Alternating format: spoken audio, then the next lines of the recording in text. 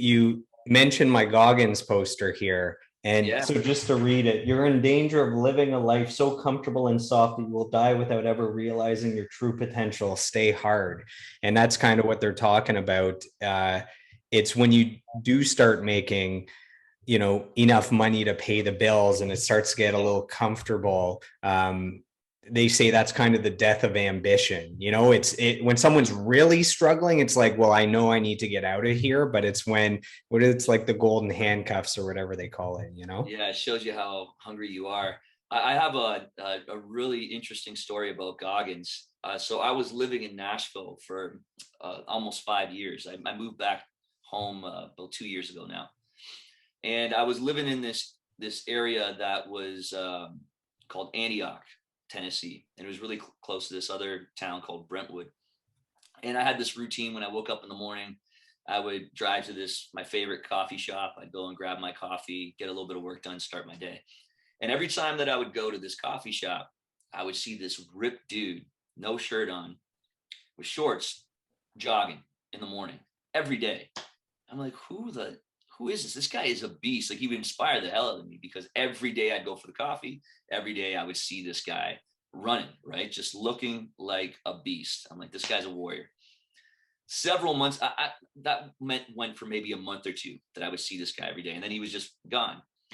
Several months later, I'm watching the Rogan podcast, and this guy, David Goggins, hops on. Yeah. And I'm like, oh my God, that's the guy that I was driving past for 2 months, was David Goggins. I was like, oh, was he here? And sure enough, that I looked it up. His mom lived in Brentwood, and he was there with his mother for a few months and then left. So I saw Goggins doing his thing every day before, the world knew who Goggins was. And I can attest firsthand, this guy definitely practices what he preaches, because every single day that guy was out sweating and just, being the warrior that he is. So it's pretty crazy to see how far that guy's actually gone since, a few years ago.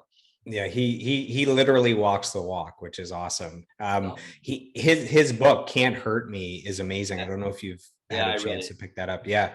I read it. That's actually one of the books that are great as an audiobook, because he's the one that's narrating it.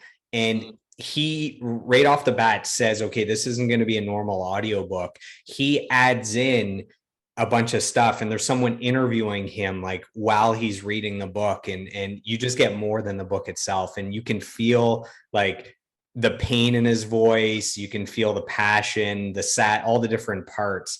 So that's a great one for anyone looking for an audiobook that's inspiring.